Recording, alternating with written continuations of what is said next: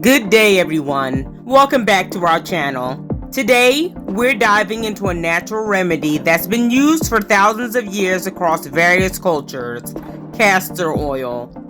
Derived from the seeds of the castor plant, this thick, nutrient-rich oil is packed with unique properties that have made it a staple in traditional medicine and modern wellness routines alike. Today, we are going to explore what Dr. Barbara O'Neill tells us how to make a castor oil pack and their health benefits and what the use of castor oil for our bodies is good for. Castor oil penetrates deeper than any other oil, and wherever it penetrates it can break up lumps, bumps, adhesions. So great for cysts in the breast, for breast cancer, great for irritable bowel, great for constipation. It's very good at breaking up stones in the gallbladder, kidney stones, bone spurs. If the bone spur has been there 3 years, it might take 3 months. If the bone spur has been there 3 months, it might take 3 weeks. Little by little, the body heals, so be patient. From enhancing skin and hair health to providing relief from common aches, castor oil has a wide range of benefits. Today, we'll explore its incredible healing properties and show you how to safely incorporate it into your wellness routine. So I'm going to make a compress. It's like a little pack. The thicker the pack, the more castor oil it can hold, and the more castor oil can go into you. Now what I've done is I've cut up an incontinence pad. I've cut it up and I've opened it up and I've put a few layers of cloth in there to make it thicker. And what I'm going to do is put masking tape on the edge. So the beauty of this is the plastic isn't really touching you. So the only thing that's touching you is the paper topping, and it's got that cloth insert, and the plastic's on the back.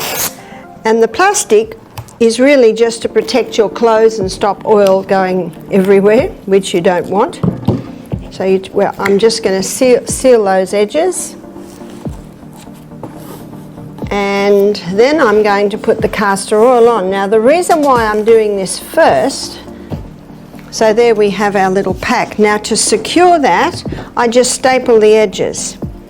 I used to stitch it with a little cotton and thread, and my staff came up with this great idea of stapling it, and it takes about a 1/16 of the time, and it holds it quite nicely. And I'm doing it now because it's going to take a little while to soak in. And what I do is I basically do the middle third, because as it soaks in, it'll spread out a little bit further. I can't hold that up now, but probably in about 15 minutes I will be able to hold it up. You see, it's such a thick oil, it just sits on top. So you've got to give it time to soak through. I haven't covered it because then there's no leeway for the excess oil to go. And also when it goes on your hot body, the oil will thin and spread out a little bit more. So you want to give a little bit of room for spreading. This compress can be used maybe every day for a month. And then you might make another one, because it's not drawing anything out of you. It's just a vehicle to hold the oil so it can go into you. And this size I've made here, that's a great size for chest, for congested chest. That's a great size for abdomen. And that could be cysts on the ovaries, it could be fibroids in the uterus, it could be constipation, it could be irritable bowel. So that's a nice size for those areas. How long would it take? Well, it depends how big it is, and it depends how long it has been there. Consistency is the key. Castor oil is known for its rich fatty acid profile, especially ricinoleic acid. Castor oil offers natural anti-inflammatory, antibacterial, and moisturizing effects. This makes it a versatile option for topical use, and many people swear by it for everything from soothing dry skin to reducing joint pain. Here we dive into the humble onion. Dr. Barbara O'Neill shows us how to use our onions topically. Onions contain antioxidants and compounds that may reduce your risk of heart disease by fighting inflammation and lowering triglycerides and cholesterol levels.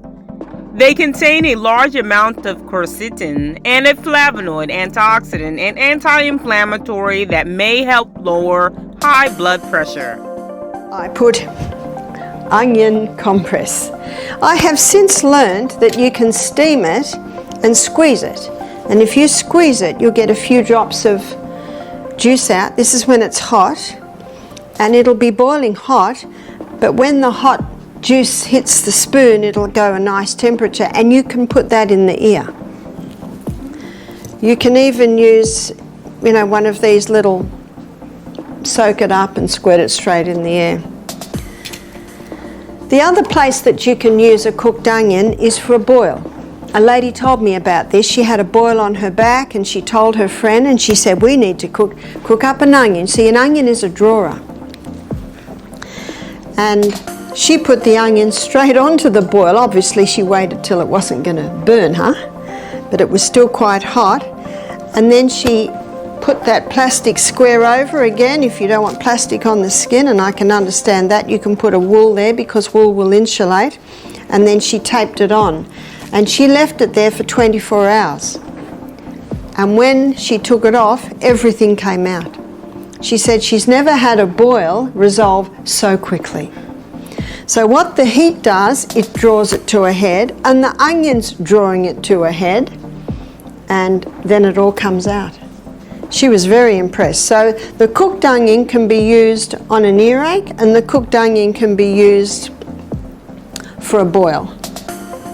Once you've used the onion, you must discard it because it does draw poisons into it, so it needs to be thrown out. Now we're going to look at the raw onion. There's a couple of places you can use the raw onion, and one is for a sore throat.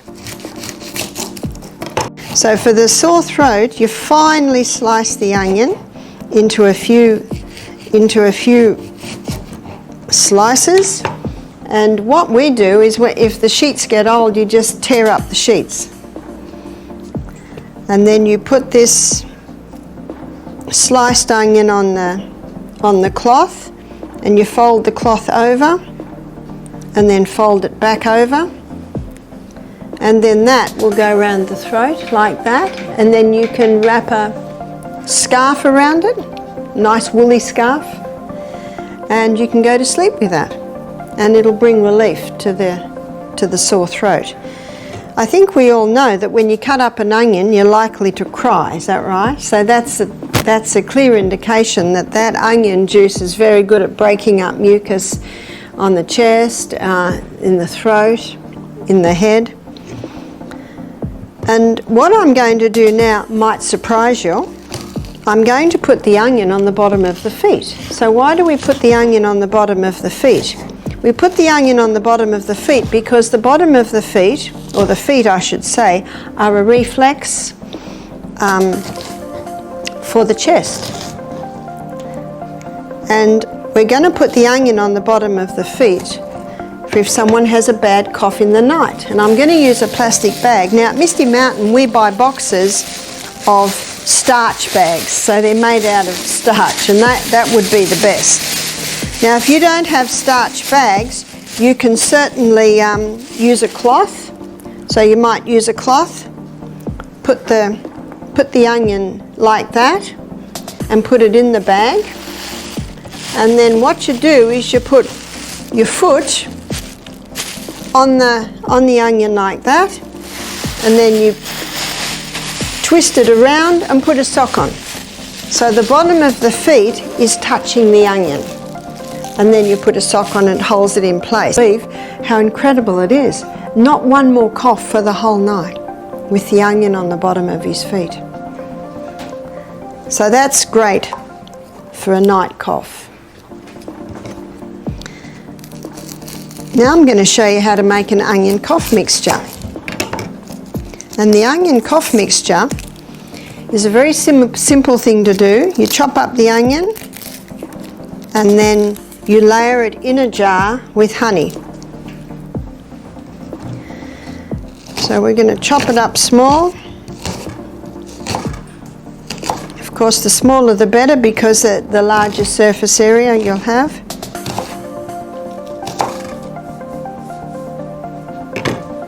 So I've got a jar here. So I'm going to put about 1/2 inch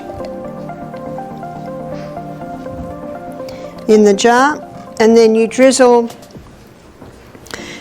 honey. Probably about a teaspoon. And then another layer of onion. Again, 1/2 inch, and then another drizzle. Oops, that was a bit heavy-handed, doesn't matter. Then another layer of onion and another drizzle of honey and a final layer of onion. So if you had a house full of people that had a bad cold or a bad cough, you might chop up another onion and fill your jar. And then we finish with more onion. I'm doing this early in our demonstration because by the end of the night, the syrup will have formed. You see, if I put the jar on the side, all you see is that thick, gooey honey and onion. By the end of our demo, you will see a clear, runny fluid forming, and that's the cough syrup. After 24 hours, you strain the onion out, and you're left with your cough syrup, and you keep it in the fridge. How long can you keep it for? Well, a German lady told me that she'd had hers in the fridge for 8 years. Because honey doesn't go off, does it? So once you take the onion out, it will keep indefinitely. So for a little child, maybe under one, you might do 1/4 teaspoon. For a 2-year-old, you might do 1/2 teaspoon, say 3 times a day. For a child from about 10 above, you might do a teaspoon 3 times a day. So if a child's got a cold or a cough or a bronchitis, any respiratory, asthma, so you give them the teaspoon 3 times a day and put them to bed with the onion on the bottom of their feet, and everyone will sleep soundly that night. Here are some more health benefits of onions. Number 1, they're rich in antioxidants. Onions are high in quercetin, an antioxidant that helps reduce inflammation, lowers blood pressure, and protects cells from damage by free radicals. They're also good for heart health. The antioxidants in onions, along with sulfur compounds, are known to improve cholesterol levels, reduce the risk of blood clots, and lower blood pressure, which collectively support cardiovascular health. Boosts immunity. The high vitamin C content in onions, along with their anti-inflammatory properties, can help strengthen the immune system, making it easier for the body to fight off illnesses. Onions also have anti-cancer properties. Studies suggest that the organosulfur compounds in onions may help reduce the risk of certain cancers such as stomach, colorectal, and prostate cancers. Blood sugar regulation. Compounds in onions have been shown to help regulate blood sugar levels, which is beneficial for people with diabetes or those at risk of developing it. Improved digestive health. Onions are a high good source of fiber, particularly prebiotic fiber, which feeds healthy gut bacteria and supports better digestion. Bone health. Onions contain compounds that may improve bone density and reduce the risk of osteoporosis, especially in older adults. And skin and hair health. The high sulfur content in antioxidants may improve skin and hair health by encouraging collagen production and preventing damage from pollutants. We do hope this video helped you out today. Please subscribe, like, and share, and we'll see you on the next video.